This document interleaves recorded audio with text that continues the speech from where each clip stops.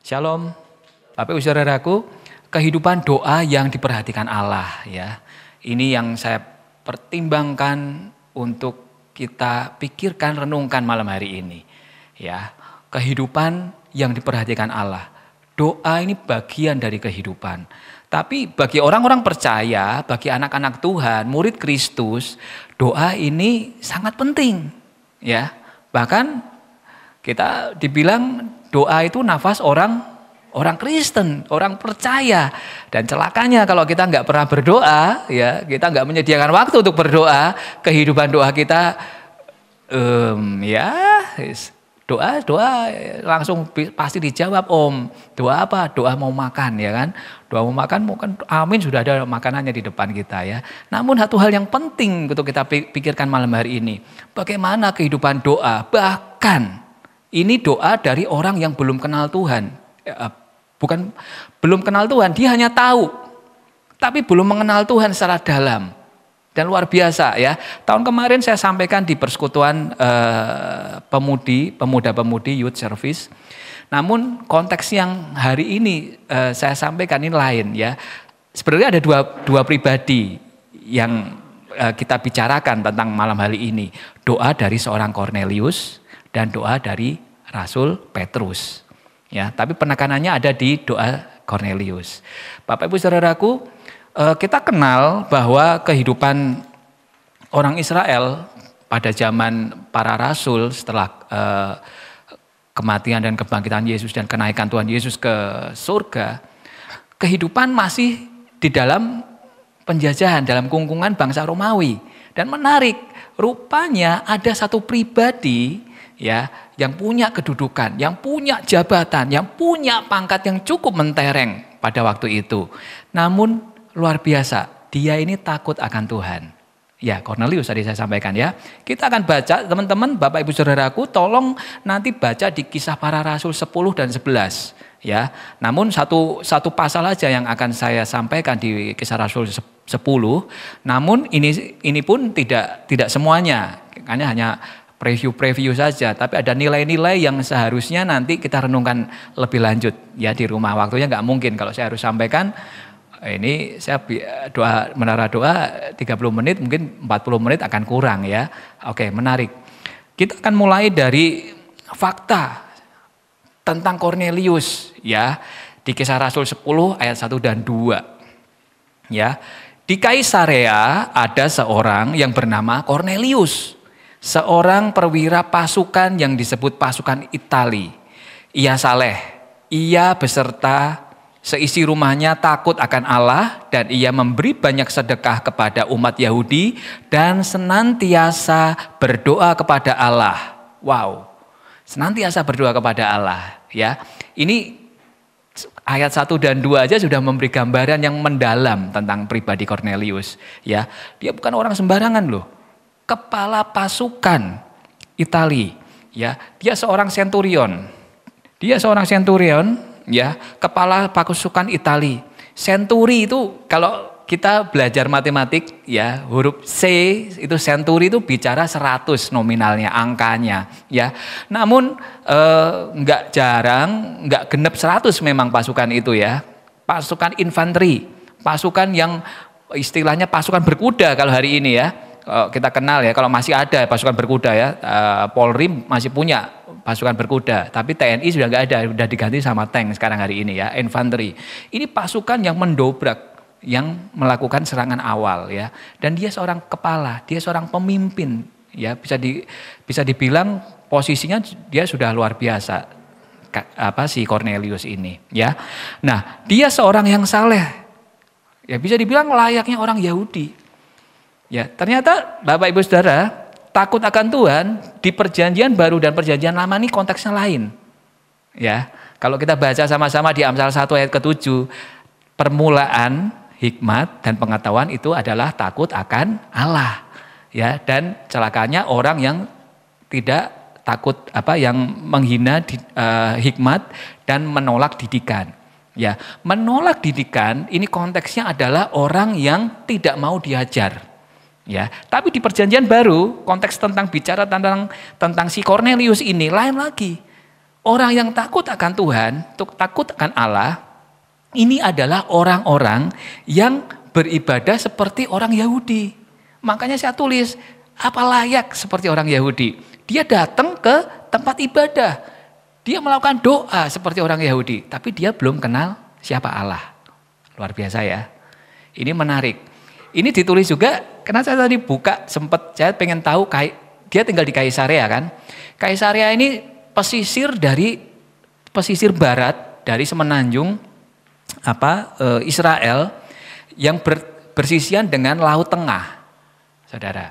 Ya, jadi dia di utaranya Palestina hari ini ya.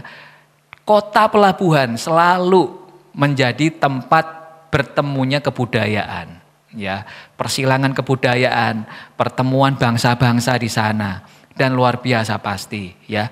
Nah, namun yang menarik, ya, Cornelius ini, ya, tidak hanya disebut saleh, ya, dia seorang pemimpin yang takut akan Allah, hidupnya sungguh-sungguh di dalam Tuhan, ya, takut akan Allah. Dia pemimpin, dia mengepalai pasukan, dan di rumahnya tentu saja dia punya orang-orang bawahan, ya, budak, ya, itu biasanya di bawah kendali seorang yang punya posisi yang cukup tinggi seperti Cornelius ini. Nah, menarik, dia dan seisi rumahnya takut akan Allah. Artinya mereka semua beribadah loh kepada Tuhan, ya, walaupun dia tidak tahu siapa Tuhan yang sebenarnya, ya. Ini menarik, saudara. Nanti sempat buka aja di di belakang itu ada narasi kata-kata penting, ya, tentang takut akan Allah. Di Roma 7 Kisah Para Rasul 17 ayat keempat keempat dan 6 disebutkan bangsa yang takut akan Allah ini adalah bukan bangsa Yahudi ternyata. Bangsa yang tidak kenal Tuhan. Disebutkan seperti itu. Ya, konteksnya adalah bangsa bukan Yahudi, orang kafir, ya, orang preslit. Nanti akan dijelaskan lebih lanjut, ya. Nah, dia disebutkan pribadi yang murah hati terhadap orang Yahudi bahkan. Luar biasa ya. Bangsa Romawi, bangsa Itali, siapa ini nama tadi? Cornelius. Ya, orang Itali, orang Roman, tapi dia menaruh kasih kepada orang Yahudi. Aneh kan? Orang Yahudi dalam jajahan orang Itali, mereka harus serahkan pajak, ya, pemungut cukai, setor kepada atasan. Tapi dia sebaliknya, dia menunjukkan kasih, menunjukkan hal yang berbeda. Dia melakukan hal yang luar biasa, ya. Kalau kerennya sekarang disebut filantropi, ya. Dia memberi donasi, dia memberi sedekah, ya, bantuan kepada orang Yahudi bahkan, ya. Nah, ini jadi gambaran yang menarik tentang Cornelius. Nah, dia setia berdoa. Nah, ternyata catatan tentang kehidupan doa Cornelius ini menarik, ya. Kita lebih lanjut lihat di ayat 3 dan 4. Dalam suatu penglihatan ketika Cornelius berdoa, ya, kira-kira jam 3 petang, jam 3 sore, ya. Jelas tampak kepadanya seorang malaikat Allah masuk ke rumahnya dan berkata kepadanya, "Cornelius."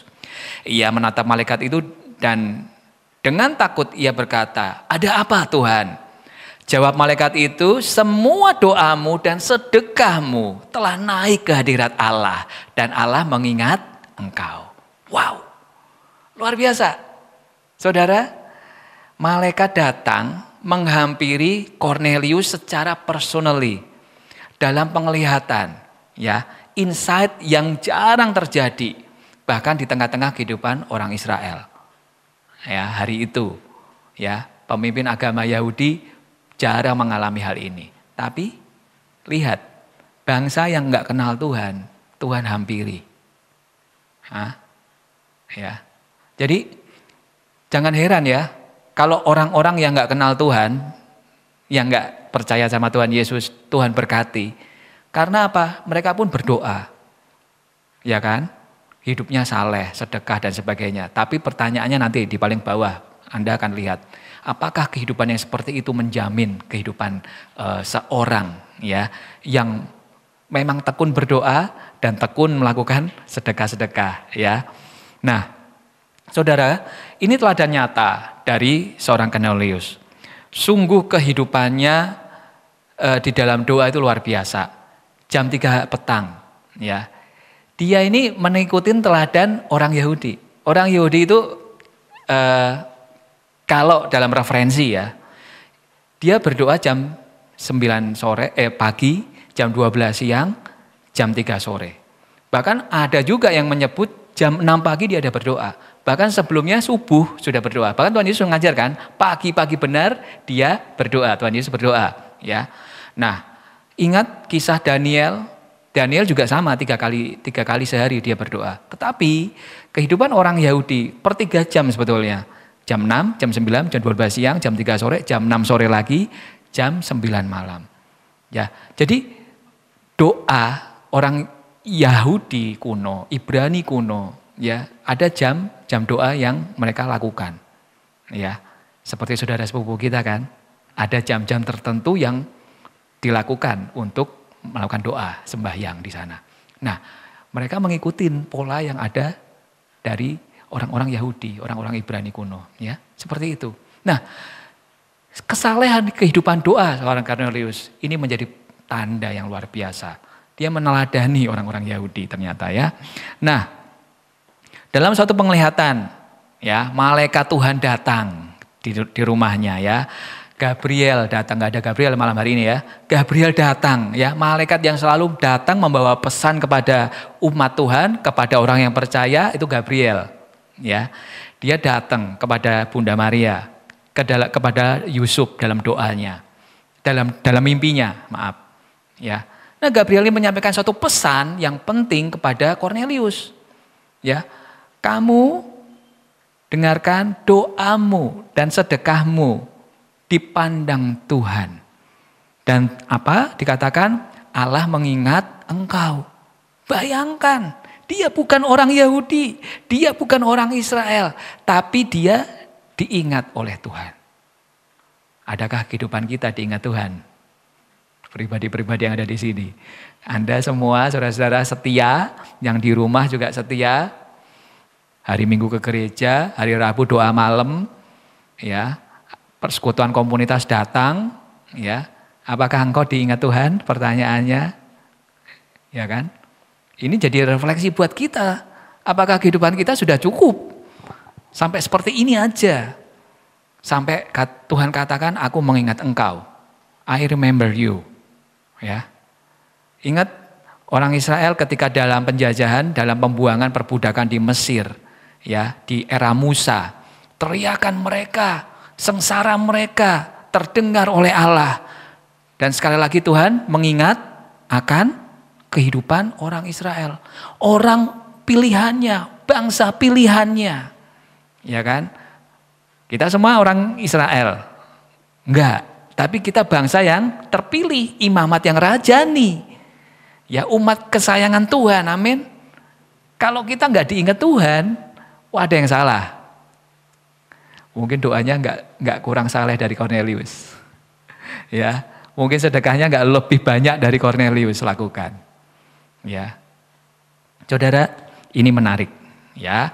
Gabriel membawa pesan bahwa Tuhan berkenan akan doa-doa Cornelius dan dharma baktinya kepada orang Yahudi, bahkan sesamanya.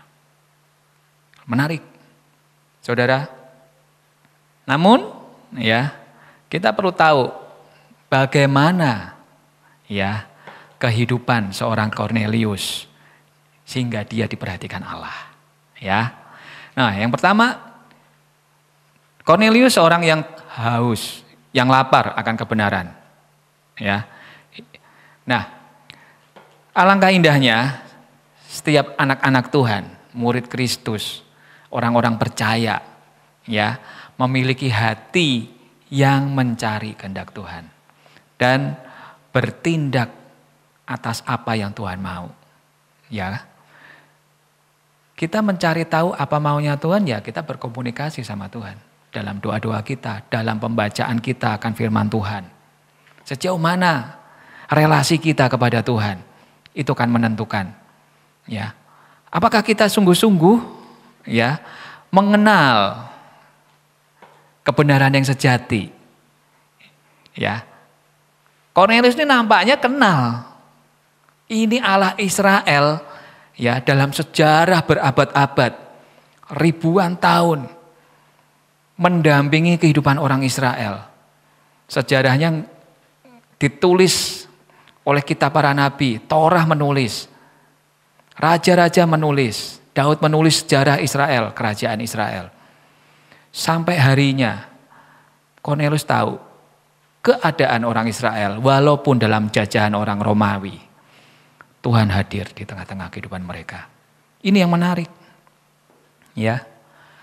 Dan pemberitaan tentang Yesus Kristus ini tentu saja, ini kan era rasul kan, era setelah Kristus hidup, era setelah Kristus naik ke surga.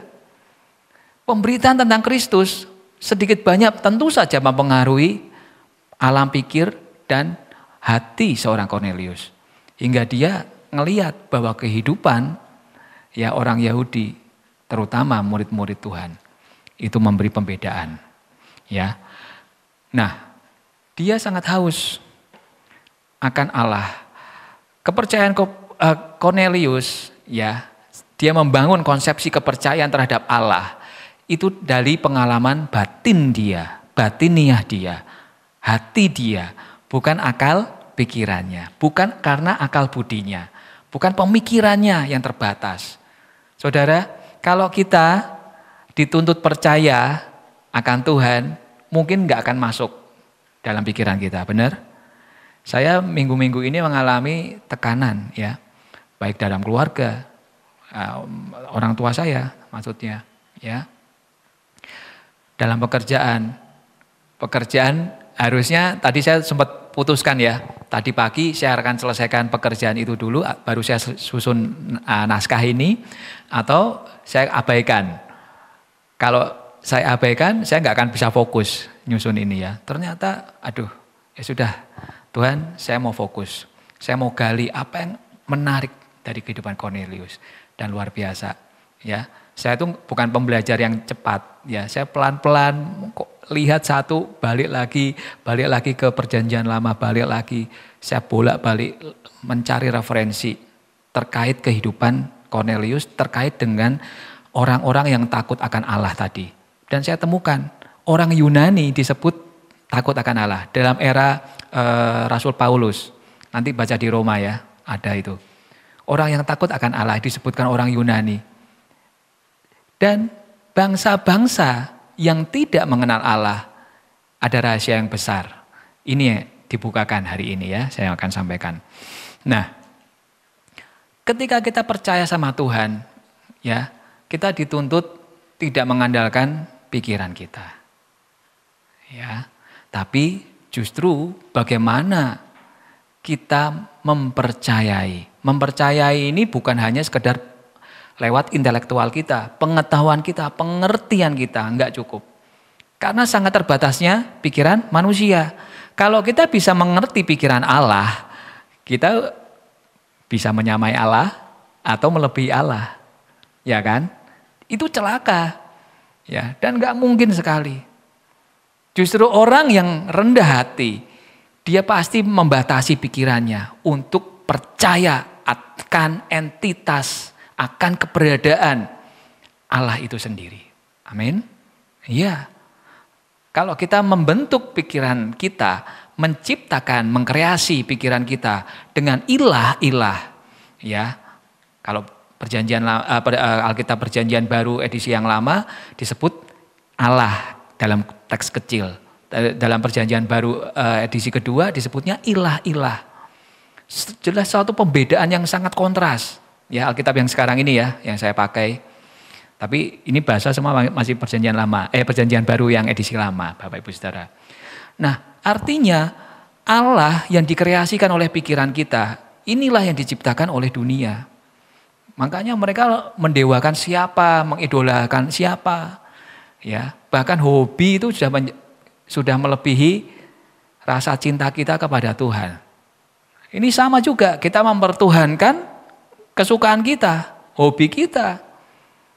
Kita terjerat, kita terikat oleh keduniawian, oleh kedagingan bahkan. Ya, ini yang harus jadi catatan bagi kita, setiap anak-anak Tuhan, murid-murid Kristus. Nah, dia berusaha sungguh-sungguh mencari perkenanan Allah. Ini menarik. Cornelius, dia mencari perkenanan Allah. Ya, percaya imannya, ya, dengan belajar memahami firman-Nya. Bayangkan, malaikat datang, dia sebutnya Tuhan ya. Ini kalau di Alkitab yang saya baca, ini Tuhan, bukan Tuhan. Kalau di Perjanjian Baru, betul nggak? Ayat yang ketiga, tulisnya Tuhan apa Tuhan? Ketika dia merespon pernyataan dari malaikat itu.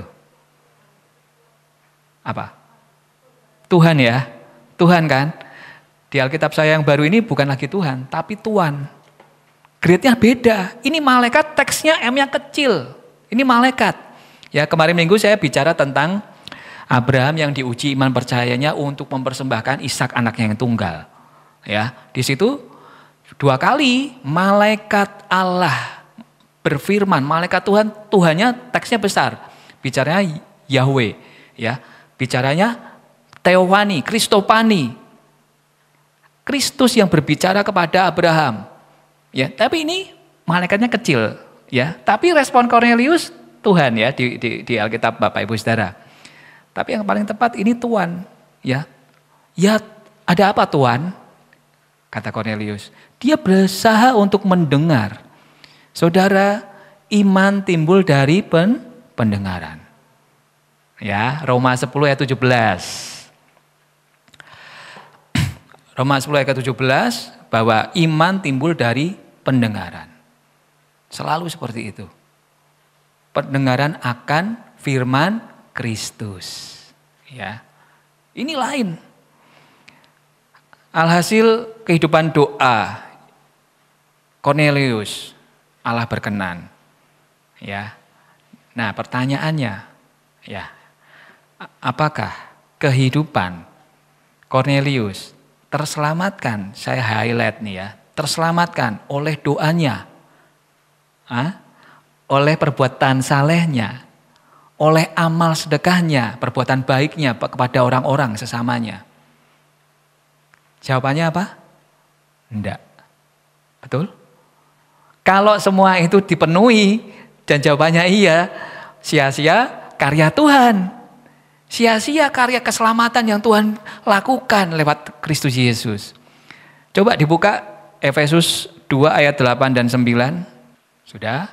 2, 3. Sebab karena kasih karunia kamu diselamatkan oleh iman. Itu bukan hasil usahamu, tetapi pemberian Allah. Itu bukan hasil pekerjaanmu, jangan ada orang yang memegahkan diri. Ya, saudara, keselamatan itu pemberian Allah, anugerah, kasih karunia yang Tuhan kasih. Kita ini layaknya dihukum, dibinasakan. Betul? Gak punya tempat yang bagus, gak punya privilege lagi sejak jatuh di dalam dosa. Tapi karena kasih karunia Allah, Tuhan yang berinisiatif. Konsepsi keselamatan itu bukan karena perbuatan amal kita, bukan karena perbuatan sedekah kita, bukan karena kesalehan kita tiap hari berdoa tepat waktu, mau 5 waktu, 6 waktu, 7 waktu, kayak orang Yahudi kuno mungkin. Ya, gimana Om? 7 kali sehari berdoa, kapan kerjanya? Ya, bagi orang-orang yang bisnismen itu apa? Bisnis itu kan busi kan, menyibukkan diri untuk something ya, to get something, to get money. Ya. Berdoa terus, nggak kerja apa? Ya. Ya. Memang itu menarik, dunia sudah disibukkan hingga dia lupa membangun relasi dengan Allah. Ya. Jadi saudara, kehidupan doa, kehidupan kesalehan, kebaikan kita, sedekah kita Seberapapun kita mengeluarkan apapun itu nggak ada gunanya. Karena keselamatan sejatinya karena karya Allah dalam kehidupan kita. Ya. Nah, ini tadi mengulang aja ya. Mengenal Allah itu tidak sekedar mengetahui dalam otak pikiran, dalam akal budi, ya, tapi untuk mempercayainya dalam hati kita, ya. Makanya masih ingat khotbah Paskah kebangkitan Kristus? Orang Yunani disebut apa? Keselamatan bagi orang apa? Bagi orang-orang percaya itu suatu kebodohan, berita kebodohan. Ya kan? Karena bagi mereka kepandaian, akal budi itu yang mampu mengendalikan kehidupan. Enggak cukup, ya kan? Kalau kita memandang karya keselamatan yang Tuhan kasih, itu enggak cukup. Ya, hidup Tuhan diserahkan untuk kita. Ya, oke. Yang kedua, ini menarik. Ya, Cornelius hidupnya haus akan firman Allah. Ya. Di ayat ke-23, karena itu segera kusuruh orang kepadamu dan dengan senang hati engkau telah datang. Sekarang kami semua sudah hadir di sini di hadapan Allah untuk mendengarkan apa yang ditugaskan Allah kepadamu. Jadi Cornelius sudah mengutus seperti apa yang malaikat Gabriel pesankan. Kirim 2 orangmu, prajuritmu, orang kepercayaanmu, dan 1 hambamu untuk ketemu yang namanya Simon yang disebut Petrus. Pergi ke Yope. Yope ini di selatannya Kaisarea, saudara. Ya, kira-kira 48-50 kilo jaraknya dari Kaisarea. Lumayan ya, kayak dari sini pergi Salatiga lah. Ya, kalau waktu itu mungkin butuh waktu setengah hari. Kalau saya ke Salatiga biasanya butuh waktu 1 jam, 1 jam setengah kalau mau santai ya. Tapi waktu itu belum ada motor, belum ada kendaraan yang bisa memacu waktu. Ya, mungkin setengah hari baru sampai di Kaisarea, sampai di Yope. Ya, dan temuilah Simon ini di rumah yang namanya Simon juga. Ya, cari dia, Simon yang disebut Petrus. Ya, dia panggil, suruh datang. Ya, waktu itu saudara menarik. Tadi saya katakan di awal doa Petrus kan. Petrus waktu itu juga lagi berdoa. Jamnya sama, jam 3 sore. Dalam doanya penglihatan juga dikasih kepada Petrus. Ya, permadani, kain dibentangkan, di atasnya ada hewan-hewan. Tapi rupanya bukan hewan-hewan yang halal, Bapak Ibu Saudara. Hewan-hewan yang najis. Dan Petrus diperintahkan untuk makan. Karena waktu itu Petrus merasa lapar ya, Bapak Ibu Saudara. Dalam doanya Tuhan kasih penglihatan, Petrus makan. Sampai 3 kali dia bilang, no, aku gak pernah Tuhan dari lahir makan yang begituan. Najis. Ya. Gak boleh dikonsumsi. Aku ini orang dilatih oleh Taurat. Ya, nggak boleh makan yang najis-najis. Tapi Tuhan katakan apa yang Allah nyatakan untuk ini halal, kamu nggak boleh sebut itu tidak halal. Makan. Nah rupanya sesampainya utusan Cornelius ini ketemu oleh Petrus, kalian siapa? Dia tanya. Saya diutus Tuhan saya, Pak Cornelius, untuk ketemu kamu, Tuhan. Dia minta kamu datang ke Kaisarea menemui beliau untuk menyampaikan pesan Allah. Berkenankah? Nah rupanya Petrus mendapat insight. Ini orang bukan orang Yahudi. Tapi ngundang suruh datang. Rupanya Tuhan punya maksud dengan 3 pesannya tadi. Makan ini. Artinya layanilah Cornelius dan keluarganya. Bukan bangsa yang kenal Allah.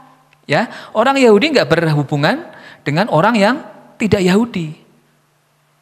Nggak mungkin. Ya, maka dia pergi. Nah, tanggapan Cornelius, mereka pergi kan. Nah, dalam kisahnya di Alkitab, hari berikutnya mereka baru jalan. Ya, karena sudah malam, nggak mungkin melakukan perjalanan. Saya katakan mungkin butuh setengah hari kan perjalanan. Mereka bermalam, besoknya baru berangkat. Ya, besoknya baru berangkat sampai di rumah Kornelius. Kornelius menyambut dan itu pernyataannya. Karena itu kusuruh orang ketemu kamu, ya, dan kamu dengan senang hati melayani kami. Luar biasa sambutannya Kornelius ya. Belum kenal Kornelius, tapi kata-katanya begitu hangat. Dan kami semua seisi rumah menyambut engkau. Engkau hadir di sini di hadapan Allah untuk apa? Mendengarkan pesan Allah yang akan kamu sampaikan, kata Kornelius.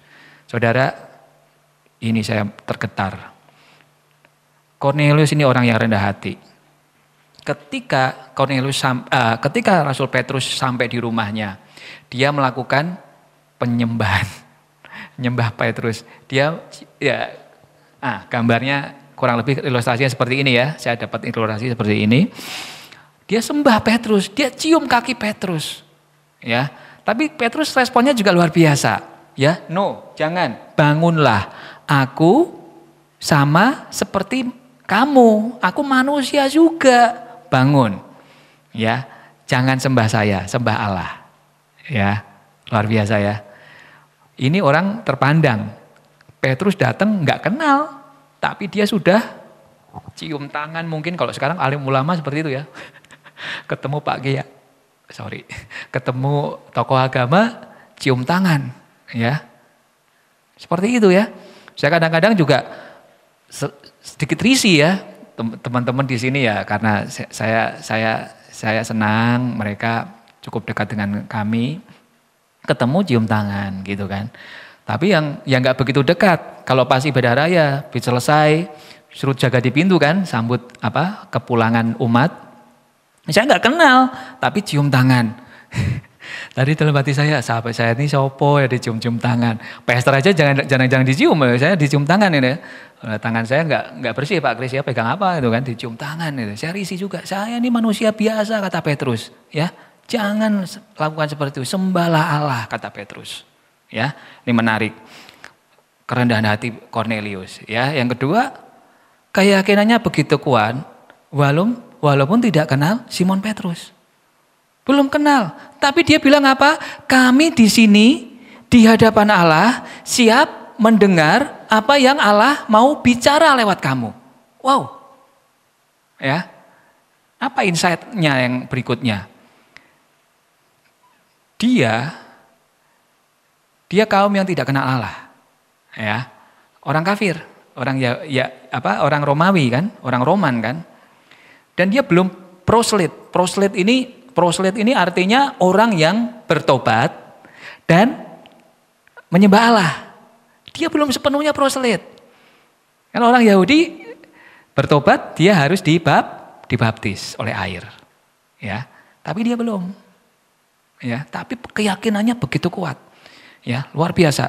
Dia menanti-nantikan pernyataan firman Tuhan. Ya, dia haus sekali akan firman Tuhan. Apa ini? Nah, seolah Allah berfirman langsung dan siap mendengar.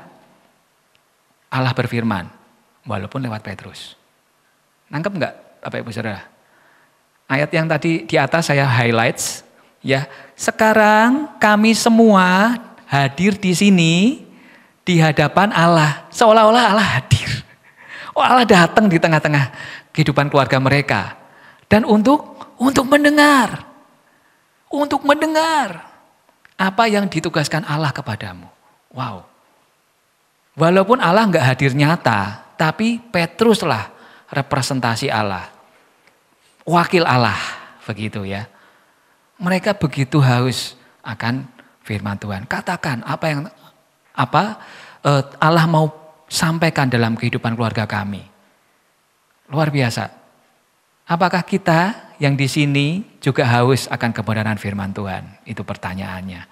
Kita selalu tiap hari pengen baca firman Tuhan. Kalau nggak baca kayak nggak makan, ya betul? Sehari makan 3 kali, ya kan? Saya kalau lagi berkumpul makan 2 kali, sehari sekali. Pernah abaikan gak makan kalau persiapan, ya. Seperti itu. Tapi haus, lapar akan firman Tuhan, akan kebenaran Allah. Mereka nanti-nantikan. Ya, keren banget ini ya. Nah ini, tadi saya katakan iman timbul dari pendengaran. Ya, kami siap mendengar kata mereka kan. Dan pendengaran oleh firman Kristus. Ya, saudara, tahun kemarin yang youth masih ingat? Saya katakan mendengar, yaitu dalam bahasa Ibraninya sama. Artinya apa? To listen, to hear, and obey. Yang terakhir ini loh keren. Obey. Jadi saudara, kalau engkau rindu mendengar firman Allah, engkau haus dan lapar akan kebenaran firman Tuhan, kamu belajar untuk taat kepada Allah. Ini pesannya luar biasa. Cornelius belajar menyikapi bahwa utusan Allah begitu mulia. Enggak kenal Simon Petrus. Tapi di hadapan Allah, dia nyatakan, di hadapan Allah kami siap mendengar apa yang engkau akan katakan. Ya, keren ya. Saudara, yang ketiga, Cornelius percaya akan warta Injil. Wow, ini lebih keren lagi. Waduh, saya renungkan seharian tadi ya. Saya mulai jam 9, jam 10 sampai selesai tadi baru jam 4 ya. Keren banget. Kita baca di ayat ke-43 ini penggalan saja memang ya. Dialah semua nabi bersaksi karena Kristus ya, semua nabi bersaksi bahwa barang siapa percaya kepadanya, kepada Kristus, ia akan mendapat pengampunan dosa. Wow, saudara, Petrus ya menyampaikan pesan yang dalam.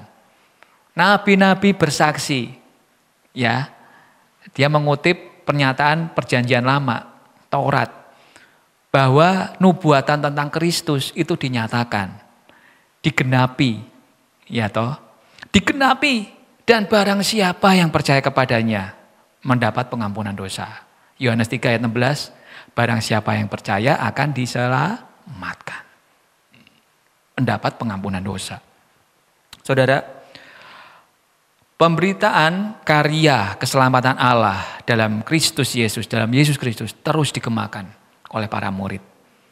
Ya, waktu itu rasul, murid-murid Tuhan.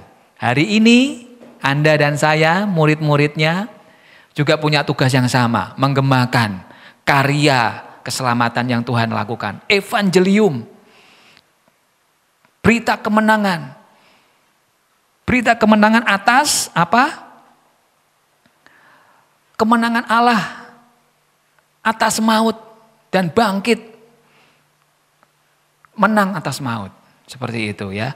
Karya Roh Kudus membuat orang mendeklar keilahian Tuhan Yesus Kristus yang telah menang dan bangkit atas maut. Ini penting. Ya.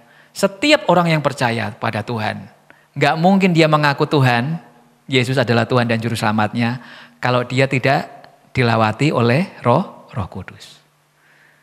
Itu menarik. Itu menarik ya. Lalu setiap orang ya dari bangsa manapun yang takut akan Dia dan mengamalkan kebenaran berkenan kepadanya. Ayat ke-35. Saudara, luar biasa ya. Setiap orang dari bangsa manapun. Rasul Lukas ini yang nulis tabib Lukas ya. Lukas mencatat kisah para rasul ini luar biasa. Bangsa manapun ya, takut akan Tuhan, takut akan Allah dan mengamalkan kebenaran, dia diperkenan oleh Allah. Wow. Saudara, keselamatan bukan lagi eksklusif bagi orang Yahudi, orang Israel, no. Mereka tolak Kristus sebagai Tuhan dan Allah. Ya. Bahkan dia menghakimi Kristus, engkau menghujat Allah dengan menganggap dirimu anak Allah, kata mereka. Sudah, buktinya sudah nyata ya di sidang mahkamah agama. Dia menghujat Allah, dia menyamakan dirinya dengan Allah. Dia harus dihukum, disalibkan. Wah, luar biasa saudara. Namun ini sungguh ya pernyataan ini ya. Yesus Kristus yang adalah Tuhan dari semua orang. Ayat berapa? 36. Ya. Inklusivitas rencana Allah dinyatakan. Keselamatan bukan hanya bagi orang Yahudi, tapi semua bangsa yang percaya kepada Yesus. Atas kematiannya, kebangkitannya, kemenangannya atas maut. Luar biasa ya. Jadi hari ini kita yang sudah mengenal Tuhan dari lahir mungkin, ya sudah bertahun-tahun dibaptis mungkin, mengalami kemenangan di dalam Tuhan. Apakah kita mau hidup sedang-sedang aja, biasa-biasa aja, enggak maksimal hidup kita, enggak berusaha mendedikasikan yang terbaik bagi Tuhan? Akan tiba saatnya kita kesalib sama orang-orang seperti Cornelius. Betul? Yang awal menjadi yang terakhir menjadi yang terdahulu. Benar enggak? Orang-orang sekarang lebih mencari, saya yakin di luar sana, ya orang-orang mencari fakta kebenaran, keselamatan sejati di mana? Ya, berbahagialah mereka kalau mereka menemukan keselamatan sejati ada di dalam Kristus. Dan mereka hidup berkobar-kobar mendedikasikan hidupnya untuk Kristus. Sementara kita yang di ruangan ini mungkin suatu hari meleret, apinya semakin meredup. Kita enggak sungguh-sungguh di dalam Tuhan. Hidup doa kita, kesalehan hidup kita dipertanyakan. Suam-suam kuku, kasih kita sesama kita redup. Kita enggak menghormati orang tua kita. Kita enggak mengasihi anak kita. Kita enggak sayang lagi sama kakak kita. Ya, kita enggak peduli lagi sama adik kita mungkin. Saudara, hati-hati. Kita bisa menjadi yang terbelakang. Walaupun kita memulainya dengan baik di dalam Tuhan. Ya. Sesungguhnya aku telah mengerti bahwa Allah tidak membedakan orang. Petrus menyatakan luar biasa. Tuhan itu enggak pernah rasis, saudara. Enggak pernah diskriminasi. Ya. Semalam saya sempat telepon, saya ngomong, sorry ya, saya enggak rasis. Tapi saudara-saudara kita ini, ya kadang-kadang enggak cukup hidup baik. Ya. Perlu dipertimbangkan kalau kita memberi kesempatan, fasilitas dengan dedikasi yang menurut saya perlu dipertimbangkan, diuji lagi. Saya katakan gitu ke seorang teman. Karena gereja ini cukup besar di Salatiga, mereka mau bikin asrama untuk mahasiswa. Asrama ini dicombine dengan panti jompo. Jadi teman-teman mahasiswa akan dilatih untuk melayani oma opa. Dalam hati saya, opo iyo. Sesamanya aja mungkin sesama youthers sama mahasiswa-mahasiswi belum tentu mereka peduli. Ya kan? Keegoisan orang hari-hari ini semakin kuat. Betul? Apalagi suruh peduli sama orang tua yang bukan orang tuanya. Ya kan? Enggak gampang. Tapi Tuhan enggak pernah rasis. Lalu ketika Petrus sedang berkata demikian, turunlah Roh Kudus ke atas semua orang yang mendengarkan pemberitaan itu. Wow, dahsyat. Dahsyat. Ini terjadi seperti identik di Kisah Para Rasul 2. Ya. Roh Kudus turun mengurapi semua orang. Semua orang loh, enggak terbatas 1-2 orang, tapi semua, seluruh isi keluarga Cornelius dilawati Tuhan dengan luar biasa. Dihinggapi dengan Roh Kudus. Enggak apa-apa ya jamnya. Besok long weekend kan? Nah, enggak apa-apa. Luar biasa saudara. Ya.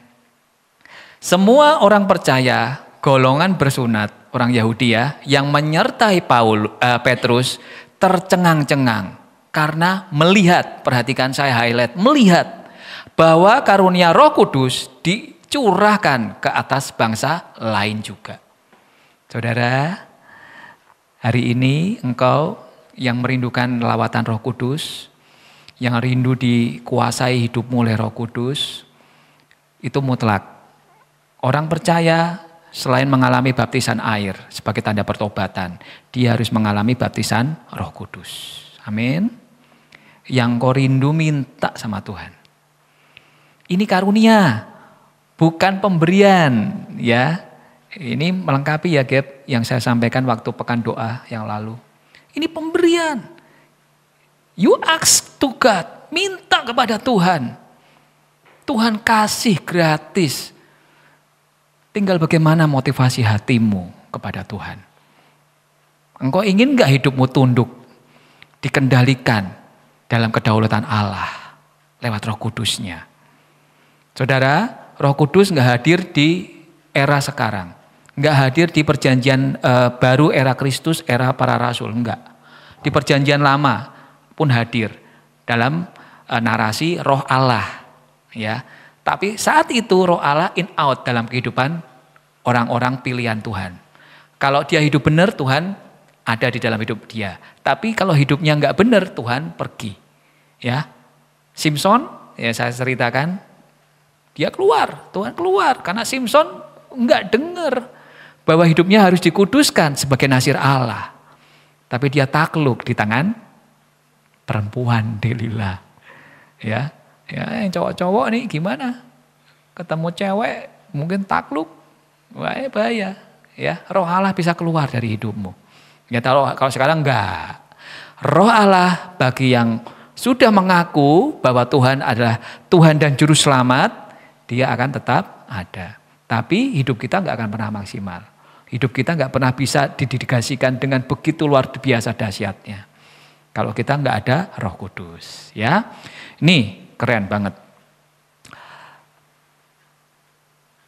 Mereka mendengar orang-orang itu berkata-kata dalam bahasa lain, dalam bahasa roh, dan memuliakan Allah. Ya, ini sejajar dengan apa yang saya sampaikan kemarin. Bahasa lidah, bahasa glossarium itu bahasa yang bisa dimengerti, dipahami oleh setiap orang yang hadir waktu itu ya. Baik di Kisah Rasul 2 di loteng Yerusalem maupun ketika di tengah-tengah keluarga Kornelius ini. Bahasa roh, ini bahasa lidah yang dipahami. Menarik. Dan apa isinya bahasa lidah itu? Memuliakan Allah. Amin. Orang yang hidupnya dilawati Tuhan, dilawati Roh Kudus, dia selalu memuliakan Allah. Ya, Roh Kudus itu juga sama dengan Roh Yesus, sama dengan Roh Kristus. Bingung nggak? Bingung ya. Saya nggak akan kasih referensinya karena tadi saya baru dapat, tapi saya nggak mungkin revisi lagi slide-nya.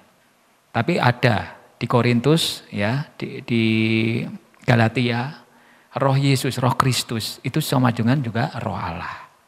Ya, ingat Lukas, ya, maka Yesus menghembuskan Roh kepada mereka. Itu sebelum kejadian pencurahan Pentakosta, pencurahan Roh Kudus di loteng Yerusalem, ya.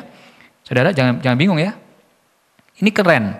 Mereka mendengar, tadi melihat kan? Mereka ngelihat, setelah itu mereka mendengar. Ya. Sudah cukup bukti. Ya, secara indrawi. Mata melihat, telinga mendengar. Mereka berkata-kata. Mereka kan ada seperti Thomas kan. Aku kalau nggak lihat tangannya yang berlubang, lambung yang berlubang tertusuk tombak Longinus, ya, tentara Romawi, aku nggak akan percaya, kata Thomas. Ya kan?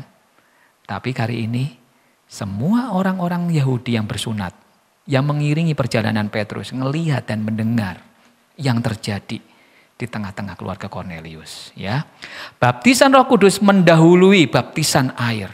Ini keren banget, ya. Dan itu wajar terjadi.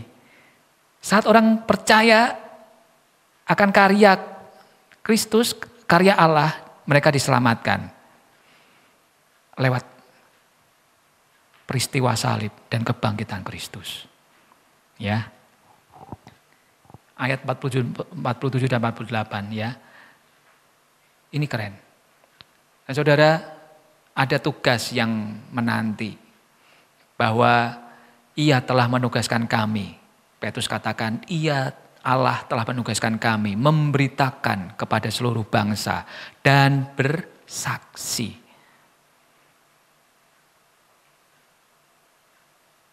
Cornelius hatinya luar biasa. Hatinya percaya atas warta Injil keselamatan lewat Petrus. Luar biasa. Keselamatan bukan lagi eksklusif bagi Yahudi, tapi terbuka bagi seluruh suku bangsa.